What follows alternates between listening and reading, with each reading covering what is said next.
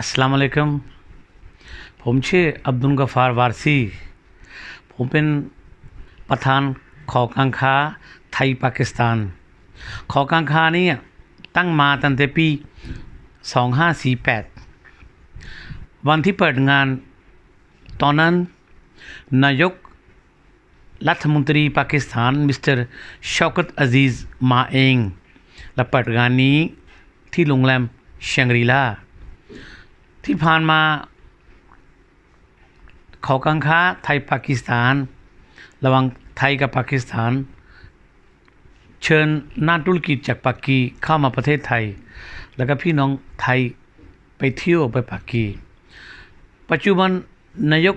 รัฐมนตรีของปากีสถานอิมรานข่านเขาก็เวลคัมตลอดเวลาทั่วโลกทุกคนพี่น้องเข้าไปปากีลงทุนได้ไปเที่ยวได้ประเทศที่ปากีสถาน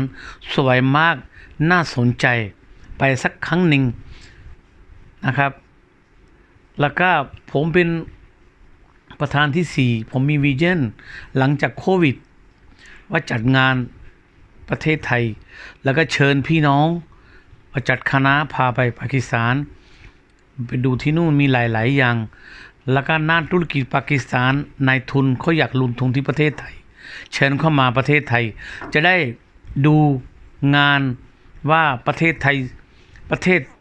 ดีขนาดไหนแล้วก็ไปลงทุนที่นี่ครับอินชาอัลลอฮ์แน่นอนครับ My name is Abdul Ghaffar Warsi and I am new president of Thai Pakistani Chamber of Commerce. Thai Pakistani Chamber of Commerce since last 16 year 2005 that time ex Prime Minister of Pakistan Mr. Shaukat Aziz come to Thailand and opening ceremony this chamber even in Shangri-La Hotel. I promise to all our Thai brother and sister, please come to join chamber and between Pakistan and Thailand have many option and Thai people can go to Pakistan and see the tourist place about the Buddhist because our Prime Minister Mr. Imran Khan always welcome to everyone to Pakistan, even the investment and go to as a tourist. So same like that, I am also invite to Pakistani businessmen come to Thailand and investment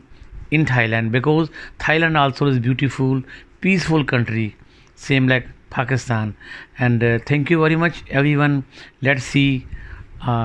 future.